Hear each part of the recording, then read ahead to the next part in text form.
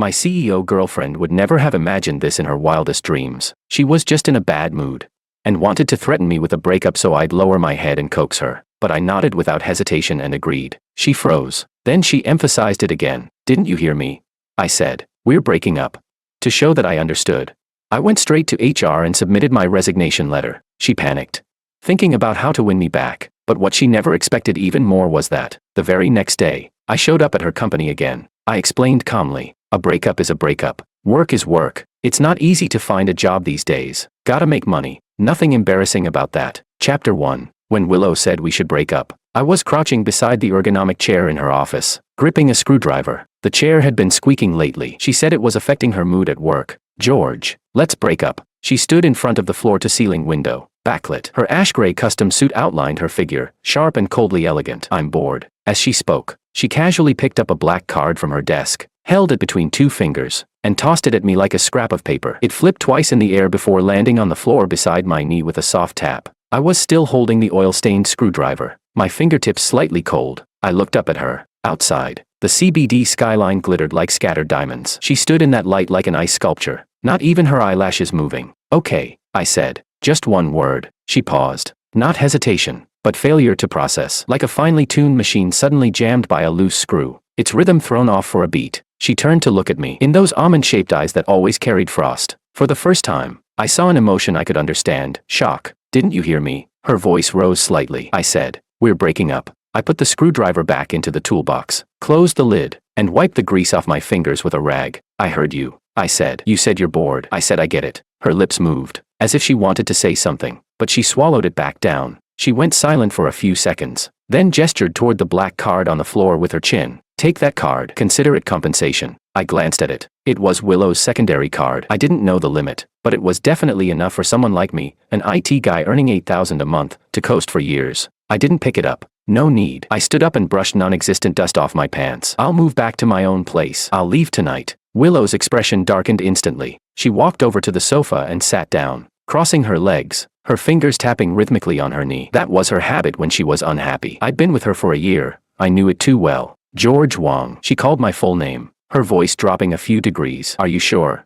I'm sure. I didn't say anything else. I turned and walked out of the office. The moment the door closed behind me, I heard something slam against the wall inside. Maybe it was that crystal glass. Maybe it was her work phone. I wasn't sure, and I didn't turn back. My workstation was on the 12th floor, tucked away in the corner of the IT department, a desk barely 80 centimeters wide, an old desktop computer, a mug, and a dying pothos plant. I'd been sitting there for 2 years, after I got together with Willow. She once asked if I wanted to move upstairs and become her personal assistant. I said no, the IT department was fine. Looking back, that was probably the first time she was unhappy. While I was packing my things, David leaned over from the next desk and lowered his voice. George, what's going on?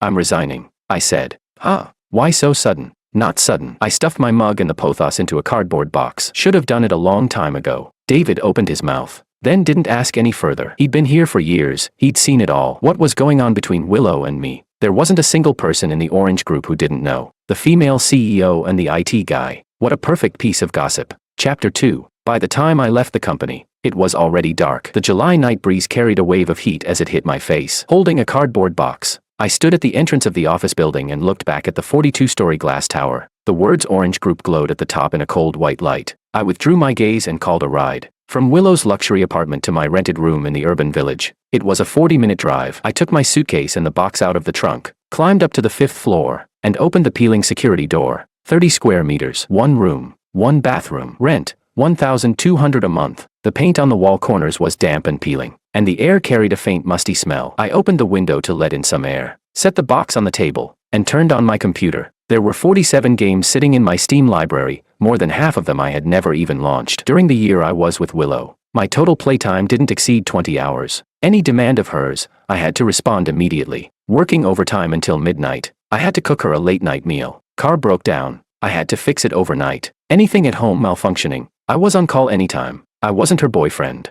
I was her personal repairman, nanny, and emotional dumping ground. I opened Elden Ring, cranked the graphics to max, ordered some barbecue takeout, and popped open an ice-cold Coke. The smoky aroma of grilled skewers mixed with the fizz of cola bursting on my tongue. When the bold red words "you died" lit up on the screen, I leaned back in my chair and let out a long breath. No heartbreak, No tears, just a sense of relief, light and unburdened. My phone lit up, a message from the company group chat. I tapped it open. Someone had posted anonymously. Heard that George from IT got dumped by President Lou. The chat went silent for 3 seconds, then exploded. Seriously?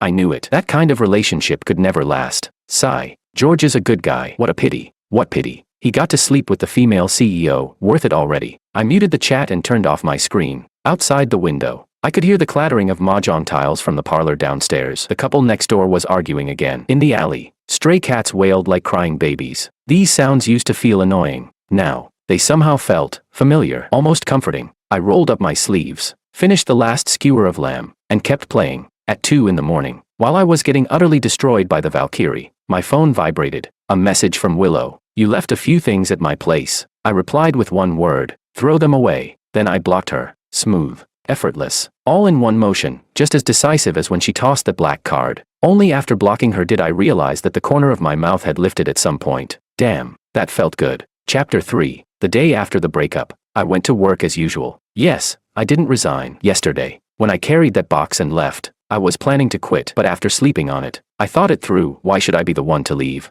I didn't do anything wrong, so I arrived at the company at 7:50, swiped my card, went upstairs, sat back down at my 80-centimeter wide desk, turned on my computer, and started handling the unfinished tickets from yesterday. When David saw me, his eyes nearly popped out. Aren't you resigning? I smiled. Thought about it. Why quit when I haven't found another job? I took a sip of my instant coffee. Jobs aren't easy to come by these days. David gave me a look like I was playing with fire, shook his head, and said nothing more. At 10 in the morning, I took my chipped mug to the pantry to get some water. The pantry was on the 16th floor, the same floor as Willow Lou's office. I wasn't doing it on purpose. The water dispenser on the IT floor was broken, and maintenance said it wouldn't be fixed until the afternoon. The pantry door was slightly ajar. As I reached the entrance, I heard voices inside. Someone said, President Lou looked awful today. She ripped Sam from marketing apart in the morning meeting. Not just Sam, Lisa from finance got scolded too. Said her report looked like elementary school homework. Did you notice? President Lou is wearing sunglasses today. So what? She even wore them during the meeting, never took them off. Her eyes must be swollen from crying. A brief silence, then a burst of suppressed giggles. Could it be because of that George from IT? What else? I heard after George left her office yesterday, she smashed quite a few things. TSK, the female CEO trapped by love. Come on, it's just her not being used to it yet. Think about it, if you raise a dog for a year and it suddenly runs off, you'd feel bad for a couple of days too. I pushed the door open. The pantry instantly fell silent, so quiet you could hear a pin drop. 3 female employees stood there holding their cups, their expressions like thieves caught red-handed, faces flushing from red to pale. I didn't look at them. I walked straight to the coffee machine and pressed the button. Coffee dripped steadily into my mug, its aroma spreading through the air. The 3 of them slipped out behind me like guilty fugitives. The last one even nearly tripped over the threshold on her way out. I turned around with my coffee and leaned against the counter, sipping slowly. Sunlight streamed in through the window, spreading brightly across the floor. As I drank, the pantry door opened again. This time, it was Willow. She wasn't wearing sunglasses. Her eyes were indeed a little swollen. Her tailored black suit dress outlined her slender waist, and the 10-centimeter heels made her look like a blade drawn from its sheath. The moment she saw me, her steps faltered slightly. Then she walked in as if nothing had happened, picked up a cup, and went to the coffee machine. From start to finish, she didn't look at me. I didn't look at her either. I kept drinking my coffee. The pantry was so quiet that only the low hum of the coffee machine remained. Her coffee was ready. She took a sip, and immediately frowned. Too bitter, she said. It sounded like she was talking to herself, or to me. I didn't respond. She set the cup down and finally turned to look at me. The bloodshot veins in her almond eyes were clear, the redness at the corners not fully faded. George, she said softly, you blocked me. Yeah, why? We broke up. If I don't block you, what? Keep you around for the holidays. She took a deep breath, her chest rising and falling. I saw her fingers gripping the cup handle tighten slightly, the knuckles turning pale. She said, your things, just throw them away. I cut her off. Her lips pressed into a thin line. Something swirled in her eyes, but she forced it back. Fine, she said. Then she turned, stepped away in her high heels, and left without looking back. She didn't take another sip of the coffee. I looked at the abandoned cup, the dark brown surface covered with a thin layer of foam, slowly breaking apart. Back then, whenever she drank coffee, I would prepare it 10 minutes in advance, just the right temperature. 1½ spoons of sugar, 1/3 milk. She had a picky taste, even the slightest difference, and she wouldn't drink it. I finished my own coffee, rinsed the mug clean, and went back to the 12th floor. Chapter 4. In the afternoon, an all-staff email was sent through the company's internal system. The sender was Willow. The content read, effective immediately. Instant coffee will no longer be provided in the pantry. It will be replaced with freshly ground coffee machines. Please be informed. I finished reading the email, closed the page, and continued typing my code. Tony from the next desk leaned over and lowered his voice. George, what do you think President Liu means by this? Instant coffee's always been free, why switch to fresh ground all of a sudden? No idea, I said. Tony leaned in even closer, looking all mysterious. I heard President Liu took one sip of coffee in the pantry today and just left it there. Think she found instant coffee too disgusting? Maybe. He looked baffled. But freshly ground coffee is expensive. Since when is President Liu this generous?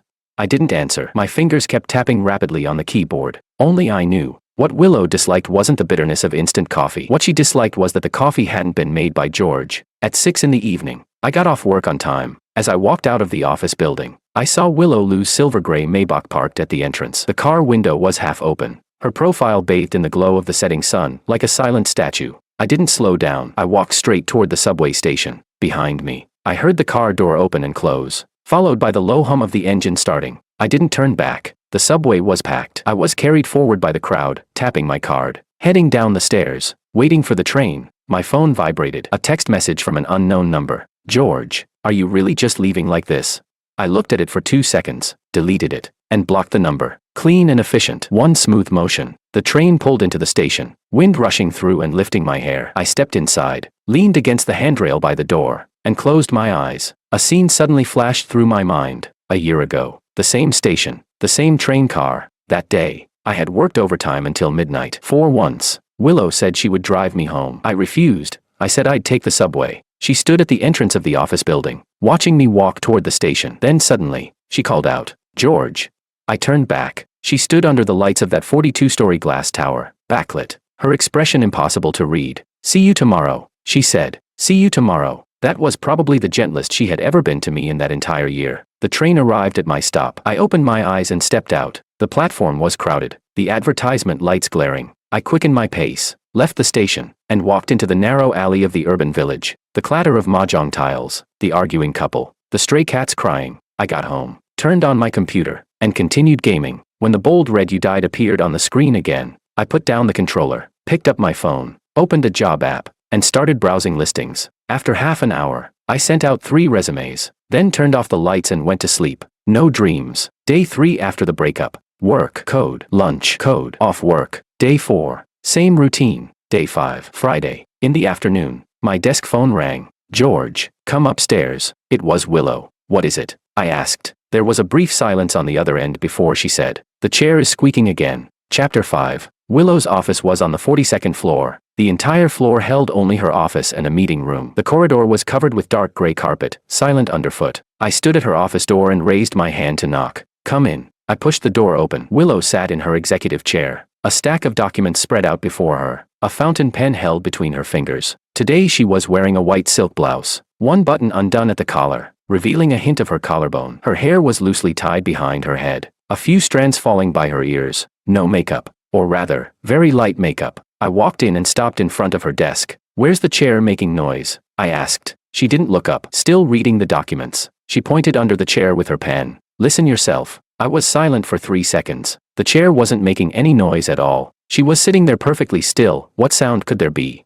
I don't hear anything, I said. She finally looked up. There was something in her almond-shaped eyes that I couldn't quite read. Crouch down and listen, she said. I looked at her, unmoving. She looked back at me. The office was so quiet that only the hum of the central air conditioning could be heard. In the end, I moved first. I walked around behind her chair, crouched down, and pretended to inspect the base and screws. In truth, there was nothing wrong. I had just fixed this chair the day we broke up. The screws tightened firmly, the wheels lubricated. It would stay silent for at least half a year. No problem, I said as I stood up, brushing off my hands. You probably misheard. I didn't, she said. Then it's your imagination. Her expression shifted slightly. The pen dragged across the paper, leaving a long streak of ink. George Wang. She called my full name, her voice low. Any other instructions? President Liu, I asked. Do you have to talk to me like this? How should I talk? Then, I looked straight into her eyes. President Liu, teach me. Her eyes reddened instantly. Just for a moment, the redness spread at the corners like ink bleeding through paper. She lowered her head, closed the file, her voice hoarse. Nothing. You can go. I turned and walked out. Just as I reached the door, her voice came from behind me. George, are you really not sad at all?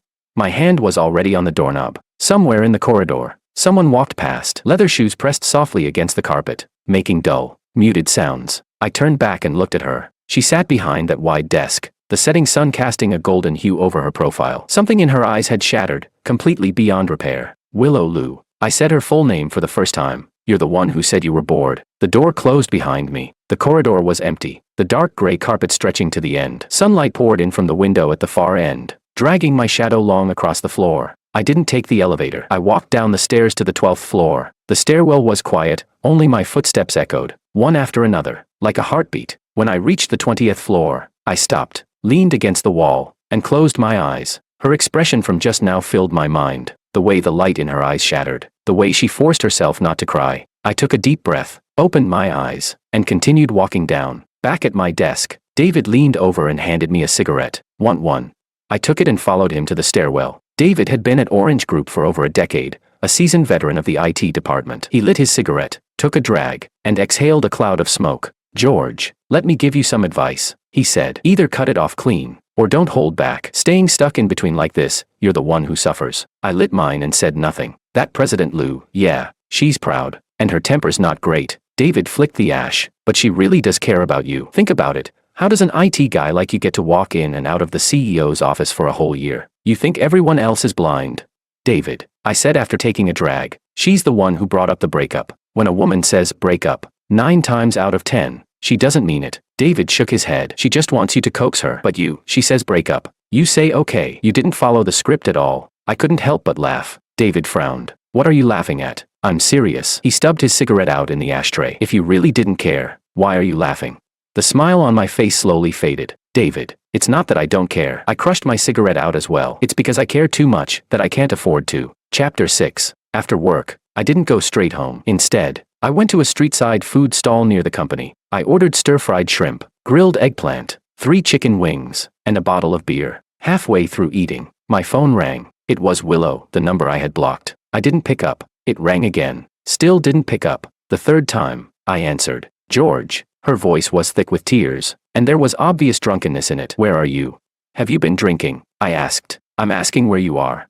The background was noisy. Music. People talking. It sounded like a bar. Where are you drinking? I asked. Why do you care where I'm drinking? Her voice got louder and louder. George, didn't you stop caring about me? Didn't you block me? Then why are you answering the phone?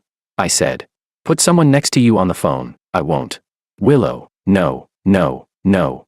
There was a crashing sound on the other end, followed by her startled cry, and then the busy tone. I stared at the call ended on my screen for 3 seconds. Then I stood up, paid the bill, and called a ride. I knew where she was. During the year we were together, every time she was in a bad mood, she went to that bar. Top floor of Guamao Tower 3. Membership only. Minimum spending at a booth was 5 digits. When I arrived at the entrance, a security guard stopped me, glanced at my t-shirt and jeans, and said, Sir, this is a members only. I'm here to find someone. I cut him off. I walked past him and pushed open the glass door. The music was deafening, the lights dark as ink. I searched the booth area for a while, and finally spotted her in a corner. Willow leaned against the sofa. 3 empty bottles sat on the table in front of her. Her white silk blouse was wrinkled, her hair messy, her makeup mostly smudged. A man in a suit sat beside her, attentively pouring her another drink, his hand casually drifting toward her shoulder. I walked over and brushed his hand away. Who the hell are you? The man stood up, half a head taller than me. I ignored him and looked down at Willow. She lifted her head, her eyes hazy with drunkenness. She stared at me for a few seconds, then her eyes instantly reddened.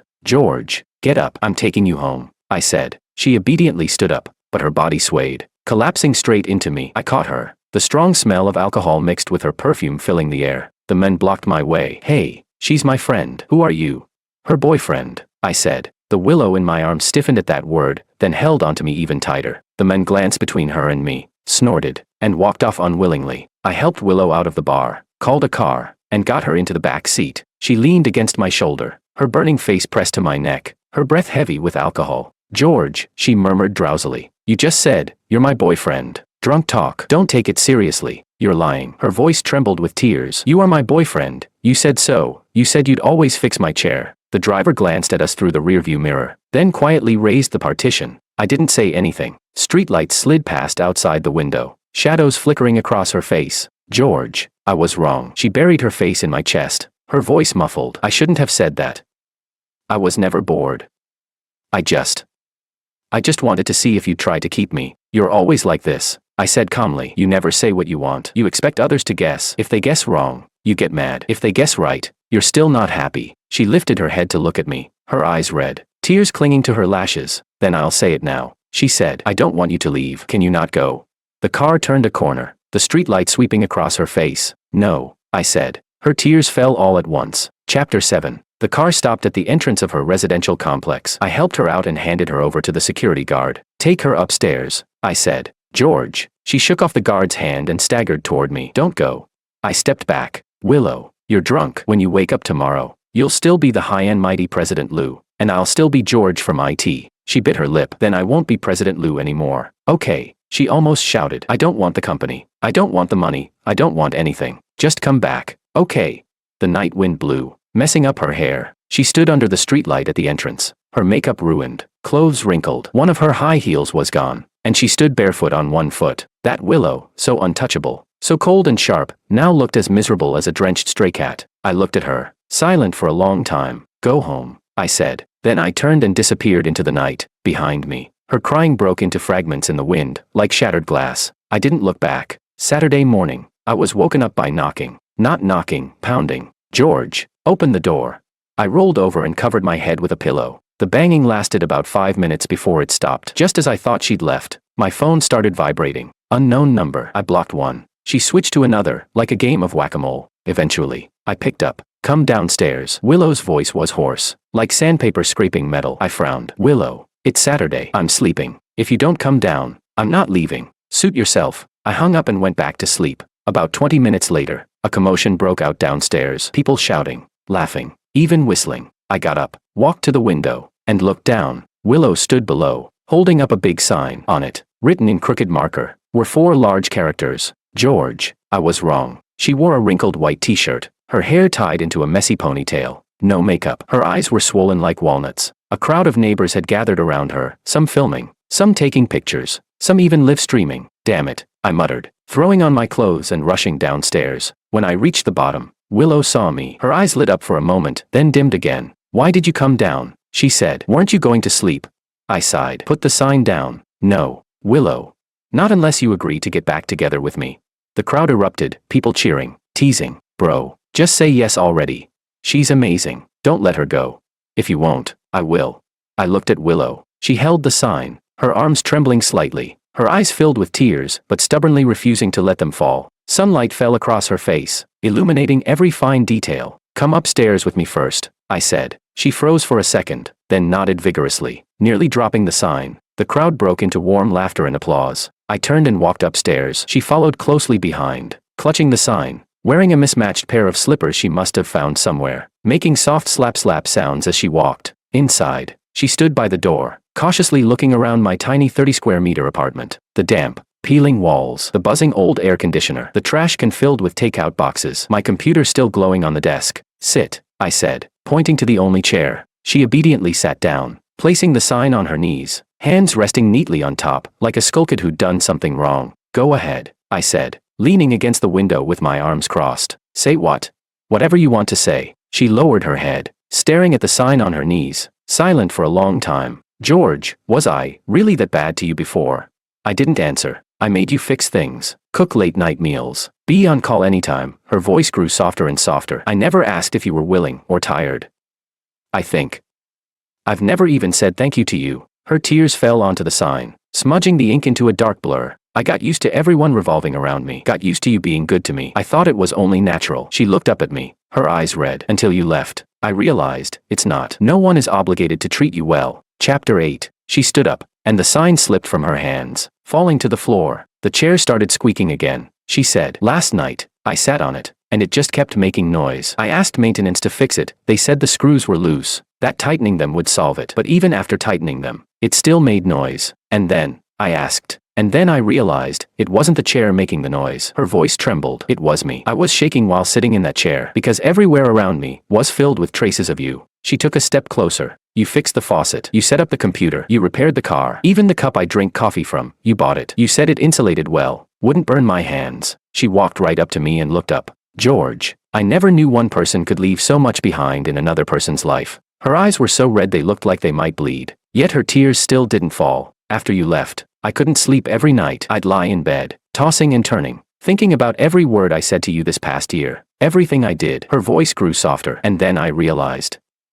I never once told you that I liked you, not even once. I thought you understood, she said. I thought you already knew. I did know, I said. She froze. I knew you liked me, I continued. You asked me to fix things, not because you needed a repairman, but because you wanted a reason to keep me by your side. You made me cook late-night meals, not because you were hungry, but because you wanted to see me. You called me in the middle of the night to fix your car, not because it was really broken, but because I talked a bit too much with the new female colleague in my department that day. She stood there, stunned. You knew all of that, she asked. I did. Then why? Because I was tired. I cut her off. Willow, being with you was exhausting. The words hit her like a bucket of ice water, making her shudder. You're used to being above everyone. You never say what you want, you expect others to guess. If I guessed right, I'd get maybe a glance. If I guessed wrong, I'd get days of cold treatment. I'm not an extension of you. I'm a person. I know you're a person. No, you don't. I shook my head. In your eyes, I'm just a function in your life, something you can activate when needed, and shut off when you're done. When you said we should break up, your tone was no different from when you shut down your computer. Her tears finally fell. I'm sorry, she whispered, crouching down and burying her face in her knees. I'm sorry, I'm sorry, I'm sorry. I stood in front of her, watching her curl up on the floor. Sunlight streamed in through the window, falling on her trembling shoulders. Willow. I crouched down to her level. You don't need to apologize. You didn't do anything wrong. You were just used to loving someone that way, and I'm not used to being loved like that. She lifted her head, eyes blurred with tears. Then, can you teach me how to love someone? I was silent for a long time. No, I said. The light in her eyes dimmed instantly, like a lamp blown out by the wind, because I haven't learned it either. Saturday afternoon. Willow left my place. She didn't cry or make a scene again. As she reached the door, she turned back and looked at me. George, I won't give up, she said. You said you haven't learned how to love someone, then I won't learn either. I'll just use my own way to chase you again. The door closed behind her. I stood by the window, watching her walk out of the building and into the July sunlight. She didn't look back. Her posture straightened again. She became that proud Willow once more. Only, she was still holding that sign that said, George, I was wrong. I leaned against the windowsill and lit a cigarette. Outside in the alley, the sound of mahjong tiles being shuffled started up again. Chapter 9. Monday morning. I went to work as usual. When I arrived downstairs at the office building, I noticed a crowd gathered at the entrance. I squeezed in to take a look. A massive flower arrangement was placed at the door, big enough to fit 2 people inside. Hanging on it was a red banner with gold lettering. George, be my boyfriend. Willow. Everyone in the company stood there, staring at me in unison, expressionless. I walked past the flowers and swiped my card to enter. Behind me, a wave of cheers and teasing erupted like a roaring tide. In the elevator, David leaned over, clearly enjoying the drama. George, what the hell is going on? President Liu is chasing you now. No idea. What do you mean, no idea? It's written right there on the banner. Maybe it's a prank. Prank my ass. That's President Liu's official seal on it. I didn't respond. When the elevator reached the 12th floor, I stepped out and saw that my desk was covered in breakfast. Soy milk, fried dough sticks, soup dumplings, jianbing, sandwiches, fruit salad, at least a dozen items, filling my 80-centimeter desk to the brim. Each one had a sticky note on it, written in Willow's handwriting. Didn't know what you like, so I got a bit of everything. I peeled off the notes and distributed the food to my coworkers. They ate while teasing me nonstop. George, just accept President Liu already. Seriously, this level of effort, I'm jealous. I ignored them, turned on my computer, and started working. At 10 in the morning, a company-wide announcement popped up on the internal system, effective immediately. George from the IT department is promoted to technical director. Salary doubled. Willow. The entire 12th floor exploded. David was the first to rush over, eyes wide like bells. Holy shit, George, you got promoted to director. I stared at the announcement for 3 seconds, then picked up the desk phone and dialed Willow's office. She answered after 2 rings. Hello. There was a hint of smugness in her voice. Take down the announcement, I said. Why? I don't need it, but your skills are more than enough to be a director. Willow. There was a brief silence on the other end before she said, do you think I promoted you just because I want to chase you? Isn't that the case? I asked. George. Her voice suddenly turned serious. The system vulnerability you fixed last month saved the company from a potential loss of 13 million. You didn't know that, did you? This time, it was my turn to fall silent. I've read every technical report you've written, every project you've done, every problem you've solved. I know all of it. She said softly. Promoting you is because you deserve it. It has nothing to do with chasing you. Got it. Then I won't take down the announcement. I hung up. When I looked up, The entire IT department was staring at me. "What are you looking at?" I said flatly. "Get back to work." At lunch, the cafeteria menu suddenly became unusually extravagant. Crayfish, grilled lamb chops, seafood platters, all premium dishes. The cafeteria lady smiled at me and said, "President Liu said from now on, the cafeteria standard is doubled. She'll personally cover the extra cost." I took my tray and found a corner seat. After a couple of bites, someone sat down across from me. Willow. She carried a tray with the exact same dishes as mine. "No seats left," she said. I glanced around at the many empty seats. At least a third of the cafeteria was vacant, but didn't call her out. She lowered her head and ate slowly. She had never eaten in the cafeteria before. Her assistant always brought her meals to her office. "Is it good?" she asked. "Yeah, that's good." Chapter 10. After a few moments of silent eating, she suddenly put down her chopsticks and looked at me seriously. "George, I know you don't like me trying to win you over with money, the flowers and the breakfast. I just wanted you to know I'm serious. The promotion is because you truly deserve it, and the cafeteria upgrade is because you once said the food there tasted awful." After saying that, she lowered her head again, poking at the rice in her bowl with her chopsticks. "You don't need to feel pressured," she said softly. "I just want to treat you well. You don't have to respond, and you don't have to feel like you owe me anything." People came and went in the cafeteria, some glancing over at us from time to time, watching Willow absent-mindedly poke at her food. I suddenly remembered a moment from a year ago. Back then, we had just gotten together. One night, we worked late, and her stomach started hurting from hunger. I searched the entire office and only found a pack of instant noodles. I made it and handed it to her. She took one bite, frowned, and said it tasted awful. Then she finished the entire bowl. After eating, she wiped her mouth and said, "George, from now on, you'll cook for me every day." I laughed and said okay, and later, I really did cook for her every day. "Willow," I called. She looked up. "The cafeteria food really is better than before." Her eyes lit up instantly, like someone had sparked a star inside them. At 6 in the evening, I got off work on time. As I walked out of the building, I saw that silver-gray Maybach parked at the entrance again. Willow leaned against the car door, holding a cup of coffee. When she saw me, she walked over and handed it to me. "The temperature's just right. 1.5 spoons of sugar, 1/3 milk," she said. "The way you used to make it for me," I remembered. I took the coffee and had a sip. "Well?" she asked, her eyes filled with both anticipation and nervousness. "Too sweet," I said. Her expression instantly fell, but I took another sip. "It's drinkable." Her eyes lit up again. "I'll put less sugar tomorrow," she said. "I'll bring you another one." She turned and walked toward her car. Then after a few steps, turned back and waved at me. "George, see you tomorrow." The setting sun stretched her shadow long behind her. Her smile, bathed in golden light, was almost too beautiful. I stood there holding the overly sweet coffee, watching as she drove away. A colleague passing by muttered, "George, how long is President Liu planning to chase you?"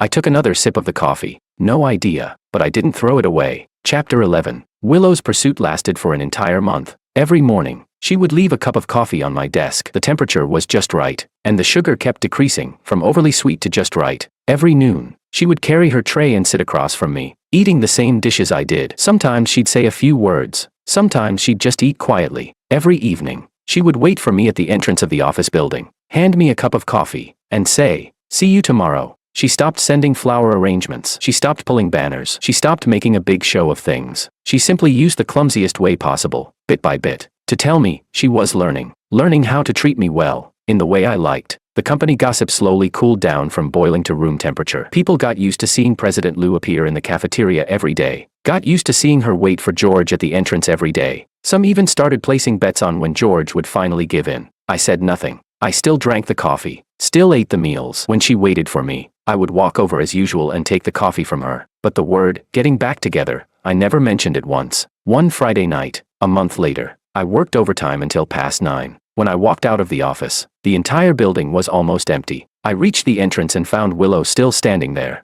holding a cup of coffee. The 9 o'clock night wind blew past, messing her hair slightly. She wrapped her suit jacket tightly around herself, and the high heels on her feet had been replaced with flats. I asked, "How long have you been waiting?"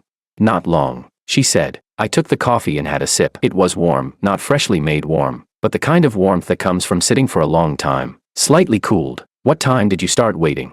She hesitated, then said, 6, 3 hours. "Willow, if I worked until midnight, would you wait until midnight too?" Are you out of your mind?"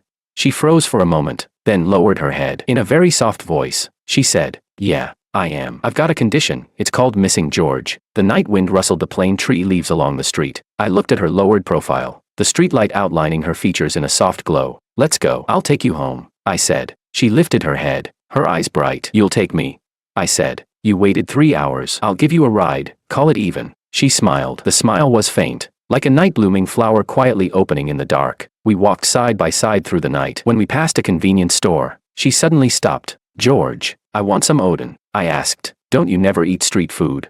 I didn't before, now I do. I walked into the convenience store, bought 2 portions of Odin, and we sat on the bench outside. She carefully took a bite of fish tofu, only to inhale sharply from the heat. "Is it good?" I asked. "It's good." Her eyes curved like crescents. "How did I never know Odin was this delicious?"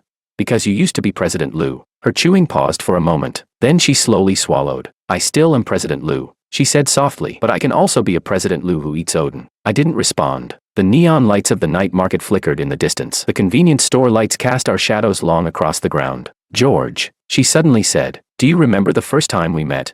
I nodded. Chapter 12. That was 2 years ago. My 3rd day at Orange. New employee onboarding for the IT department was held in a conference room on the 16th floor. When Willow pushed the door open and walked in, everyone stood up, except me. Not because I had some kind of backbone. I was squatting under the table fixing the projector. She walked in from the doorway, her high heels clicking crisply against the floor. Then she stopped by the conference table and glanced down at me crouching on the ground. "What are you doing?"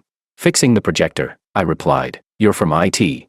"Yeah," she said. "Come report to me after you fix it." Then she turned and left. Later, I fixed the projector and went to her office to report in. She sat in that boss chair, sizing me up from head to toe. "From now on, anything in the company that breaks, you handle it." "Yes, President Liu." That was how our story began. Willow Liu said, "Back then, when I told you to come to my office," she chewed on a knot of kelp, speaking a little unclearly, "it wasn't actually because you could fix things." "Then why?"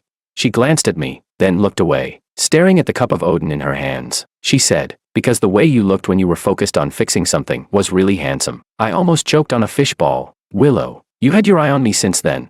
"No." Her face flushed red, clearly visible under the streetlight. "It's just, you were different from everyone else. Everyone else looked at me like I was a tiger. But you, there you were, crouching on the floor tightening screws, not even looking at me." I said speechlessly. "I did look." She said, "You didn't." I looked out of the corner of my eye. She froze for a second, then burst out laughing. That was the first time I had seen her laugh like that since we broke up. Not a polite smile, not a restrained one, but a genuine, unguarded laugh from the heart. Her eyes curved into crescents, the tip of her nose wrinkling slightly, revealing a row of neat white teeth. "Beautiful." "George," she said, collecting herself and looking at me seriously. "What did you see out of the corner of your eye?" I said, "A woman with a terrible temper." "Just that."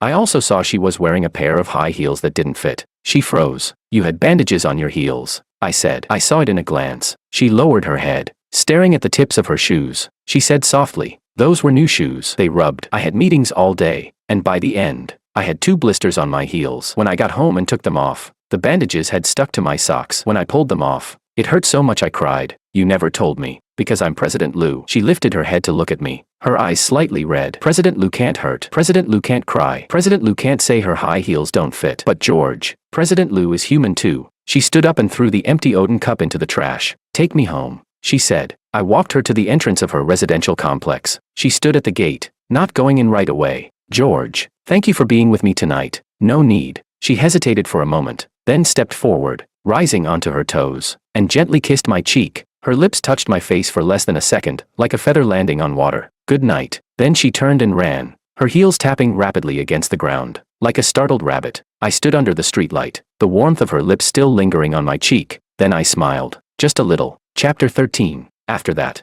my relationship with Willow entered a subtle state of balance. Not lovers, but not just ordinary friends either. Every day, she brought me coffee. At noon, she ate with me. In the evening, she waited for me at the company entrance. I accepted everything as it came, neither rejecting nor taking initiative. David said I was stringing her along, that it wasn't right. I said I wasn't stringing her along. I was waiting. He asked, "Waiting for what?"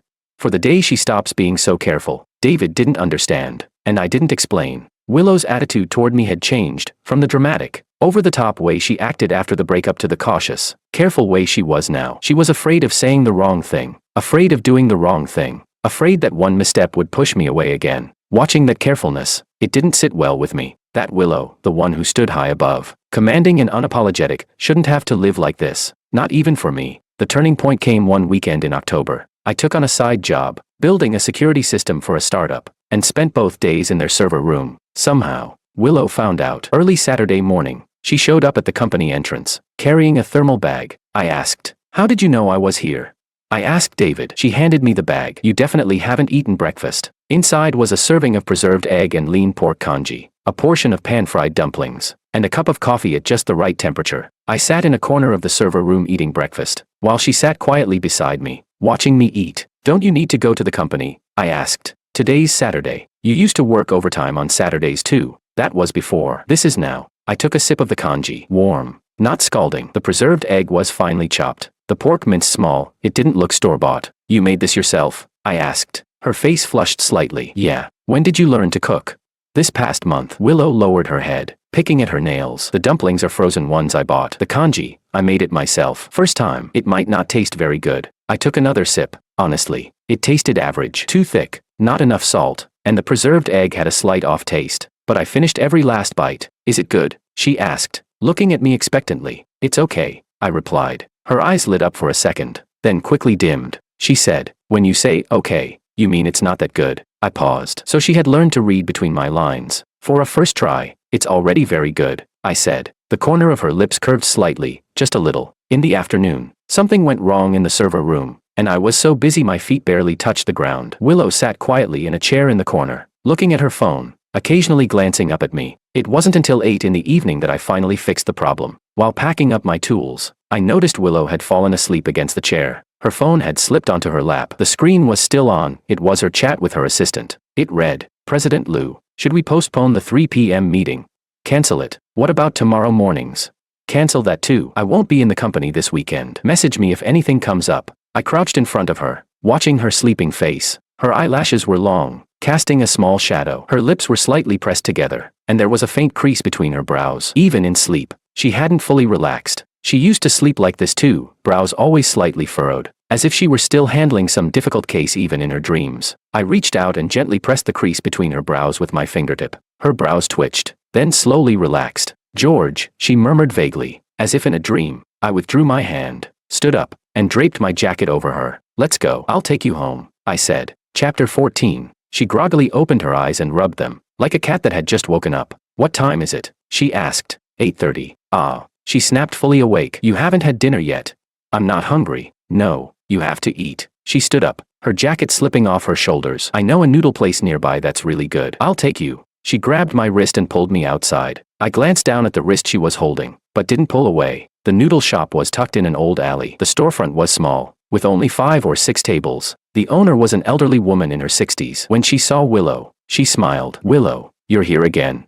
Willow said, "Aunt Chen." 2 bowls of beef noodles, 1 with extra cilantro, no scallions, and 1 regular. She remembered I didn't eat scallions. The noodles arrived, steaming hot. She picked up slices of beef from her bowl one by one and placed them into mine. I asked, "What are you doing?" "I don't like beef," she said. "Liar. Last time we had hot pot, you ordered 3 plates of beef." She froze for a moment, then said quietly, "That was last time." I picked the beef back into her bowl. "Eat." She looked at me, something swirling in her eyes. "George, can you not be this good to me?" "Me, good to you?" I let out a small laugh. "Willow, you're the one chasing me now. You're the one being good to me. Then why won't you eat my beef?" "Because you like it." Her tears fell instantly, dropping into the bowl of noodles, splashing tiny droplets of oil. People at the next table glanced over. "Willow, eat your noodles," I said, lowering my head and eating mine without looking at her. She wiped her tears, lowered her head, and ate quietly, bite by bite. Halfway through, she suddenly said, "George, it would have been better if I'd been like this earlier." "Like what?" "Like now. If I want to cry, I cry. If I want to eat street food, I eat it. If I like you, I say it. No pretending, no holding back." She finished all the noodles in her bowl, even drinking the soup clean. I used to think that as President Liu, I couldn't bow my head, couldn't show weakness, couldn't let anyone see my vulnerabilities. She set down the bowl and looked at me. "But after you left, I realized my biggest weakness is you." The dim light in the noodle shop softened her face. "George, I won't force you. Whenever you're willing to come back, I'll be here." After we left the noodle shop, I walked her home. When we reached the entrance of her residential complex, she didn't kiss me like last time. She just stood there and waved at me. "Good night, good night." I turned and walked a few steps when she suddenly called out, "George." I turned back. "Tomorrow morning, I'll still bring you coffee." Under the streetlight, her smile was faint, but her eyes were bright. I nodded, then turned and disappeared into the night. Something inside me quietly loosened. Chapter 15. The final straw came without warning. One Wednesday in November, Something went wrong at Orange Group. The company's core database was hit by ransomware. All data was encrypted, and the attackers demanded a ransom of $50 million. From 8 a.m. to 3 p.m., the IT department worked nonstop, but made no progress. The entire company fell into paralysis. All systems were down, all files inaccessible, all business operations halted. Calls from the board came one after another into Willow's office. The shareholders spoke harshly, demanding she resolve the issue immediately. At 4 p.m., Willow convened an emergency meeting. The conference room was packed. Department heads, technical backbones, legal, PR, an overwhelming crowd. Willow sat at the head of the table, her face ashen. The newly appointed IT director wiped his sweat and said, "The attackers used a new type of ransomware. There's currently no decryption tool available on the market. Our backup system was also infected. Backups from 3 days ago are completely corrupted. Only offline backups from a week ago are usable." She asked, "How much can we recover from a week ago?" "About 60%. All business data from this past week will be lost. Estimated losses exceed 80 million. The air in the room froze. 80 million, enough to send Orange's stock price crashing to the bottom. Is there no other solution? Willow's voice was low. The director replied, "We've contacted 3 data recovery companies. They all said it would take at least a week, and they can't guarantee full recovery. A week. In a week, Orange might not even exist anymore." No one dared to respond. At that moment, the conference room door burst open. David rushed in, panting. "President Liu, George asked me to tell you, he can fix it." All eyes turned to David. Willow shot to her feet. "Where is he?" "Server room on the 12th floor. He's been there for 6 hours already." People in the room exchanged looks. A former low-level IT employee, coming to save the day. Willow didn't hesitate. She strode out in her heels. "I got David's call at 8 in the morning. He said the company database had been hacked and no one could do anything." I hung up, grabbed my coat, and headed out. When I arrived, the IT department was running around like headless flies. I went straight into the server room, shut the door, and got to work. The ransomware's encryption algorithm was complex, but not unsolvable. I dealt with this kind of virus before. Last year, I handled a similar case for a client. For 6 hours, I sat in front of the computer, my fingers barely stopping. Lines of code scrolled across the screen. My eyes burned like sand had gotten into them. My wrists ached like they were about to snap, but I didn't stop. When the server room door opened, I was writing the final part of the decryption script. "George." I didn't turn around. "Don't disturb me." Footsteps stopped behind me. Then silence. My fingers flew across the keyboard. After finishing the last line of code, I hit enter. A progress bar appeared on the screen. 1%, 5%, 10%. I leaned back in my chair, closed my eyes, and let out a long breath. When the bar reached 100%, a line of green text popped up. "Decryption successful." The database was restored. All the data, intact. I opened my eyes and turned around. Willow stood behind me, looking at me, her eyes so red they looked like they might bleed. "It's done," I said. "All the data's recovered." She didn't look at the screen, she just looked at me. "You stayed here for 6 hours. About that. Why didn't you tell me?" "Wouldn't have helped. You don't know how to code anyway." Her lips trembled. Tears streamed down her face. "George, why would you do this? Didn't you say you were done with me? Didn't you leave? Then why come back?" I stood up and stretched my aching wrists. "Because your company was about to collapse." "What does that have to do with you?" "It has everything to do with you." She froze, tears clinging to her lashes, forgetting to fall. The servers hummed in the background, indicator lights flickering endlessly. "Willow." I looked into her eyes. "This past month, you brought me coffee every day, ate with me every day, waited for me at the company entrance every day. You think I didn't know how many times you burned your hands learning to cook? You think I didn't know how many social engagements you canceled just to sit with me in the cafeteria? You think I didn't know you moved your office to the 12th floor meeting room just because you could see my desk from there?" Chapter 16. She was completely stunned. Willow's mouth fell open. "Wait, you knew all of that?"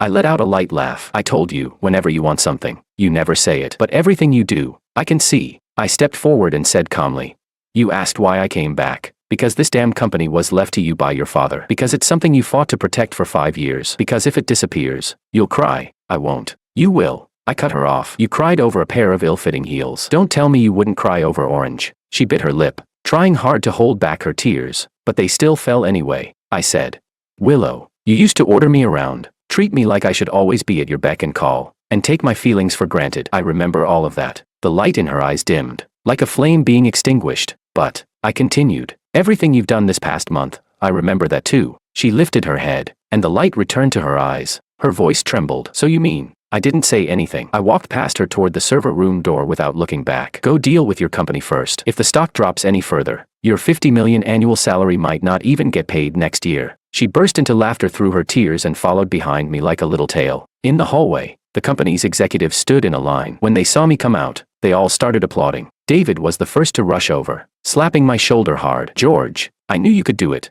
He nearly knocked me sideways. "Easy. My wrist still hurts." Willow immediately stepped forward and brushed David's hand away. "His wrist hurts. Don't touch him." David froze for a moment, then gave a meaningful smile. "Oh, got it. President Lou." Willow's face flushed instantly, from the tips of her ears down to her neck. That night, Willow opened a bottle of red wine in her office. After the data was restored, the company systems came back online, the stock price stabilized, and the board finally quieted down. The tension she had been holding all day finally released. She leaned back on the sofa, looking like all the strength had drained from her body. "George, thank you." She held a wine glass, her eyes still shimmering slightly from the alcohol. "No need. Can you stop saying no need every time?"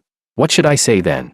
She set down the glass and looked at me seriously. "You can say, I want to." Outside the window, the CBD was lit up with dazzling lights. Those brilliant lights streamed through the floor-to-ceiling windows, casting mottled shadows across her face. I stayed silent for a long time. Then I stood up, walked over to her, and looked down at her. "Willow, lift your head." She raised her head, my reflection visible in her eyes. I said, "From now on, if you want something, say it directly. Don't make me guess." She froze for a second, then nodded vigorously. I paused, then continued, "From now on, you're not allowed to treat me like some on-call repairman." She nodded again. I took a deep breath and said slowly, "From now on, you're not allowed to say you're tired of me." Tears surged into her eyes. She nodded desperately, like a pecking chick, and I bent down so we were at eye level. "If your shoes don't fit, tell me. If your heels get blistered, tell me. If it hurts, say it hurts. If you want to cry, then cry in front of me. You don't have to be President Lou." Her tears fell like a string of broken pearls, one after another. "George," her voice choked, barely able to form words. "Are you saying, Willow, let's start over?" She threw herself into my arms, knocking me back a step,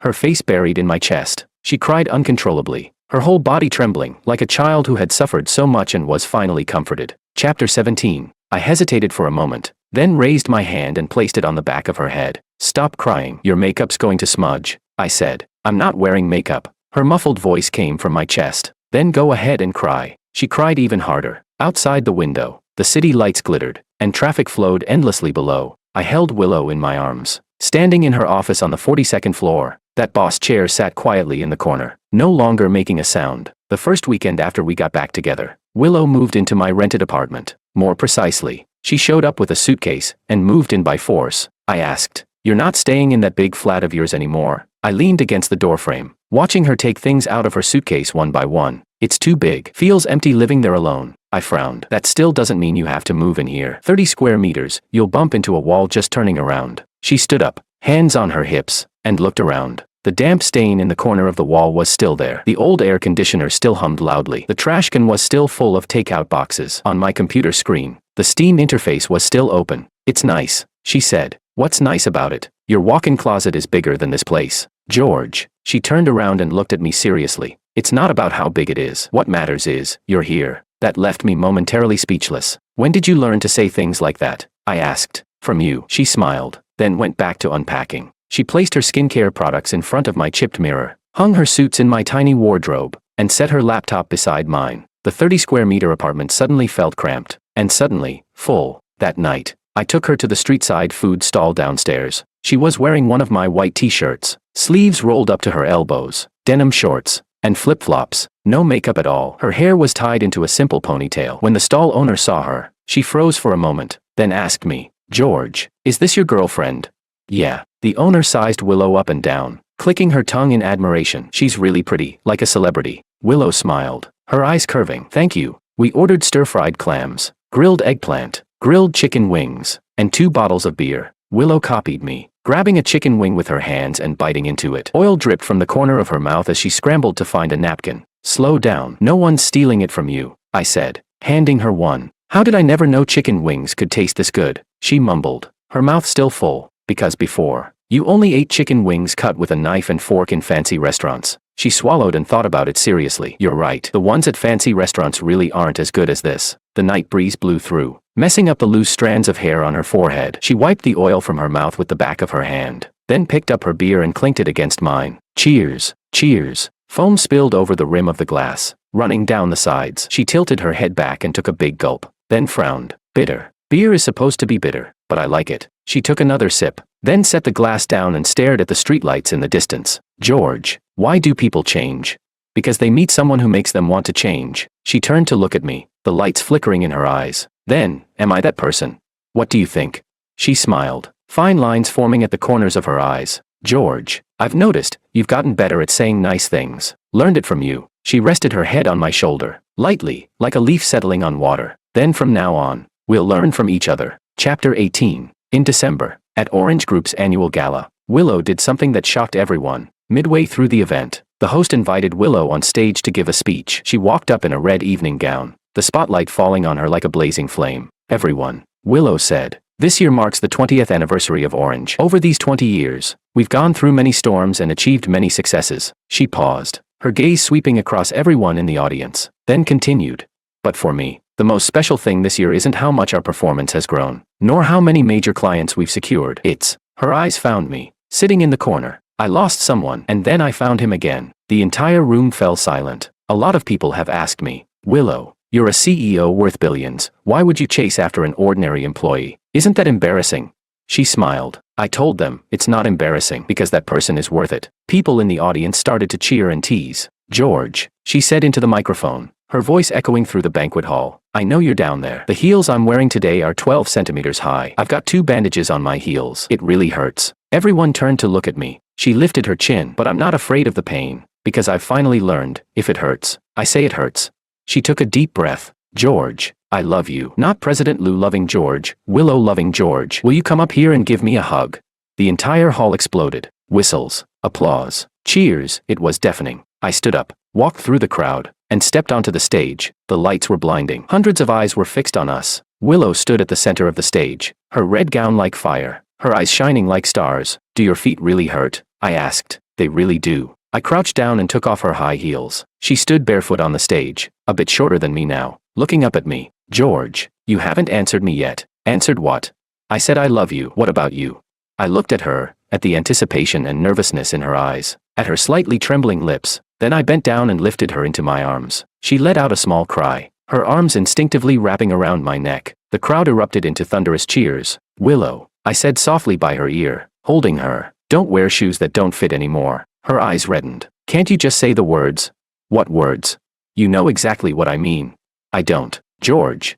I lowered my head and gently pressed a kiss to her forehead. I love you. Now you know. She buried her face in my chest and gave a muffled mm. The cheers from the crowd nearly lifted the roof off the hall. David let out a loud whistle from the crowd and started clapping first. I carried Willow off the stage, through the celebrating crowd, and out of the banquet hall. The hallway was quiet, with only distant music and cheers echoing faintly. George, she said softly in my arms, where are you taking me? Home. Which home?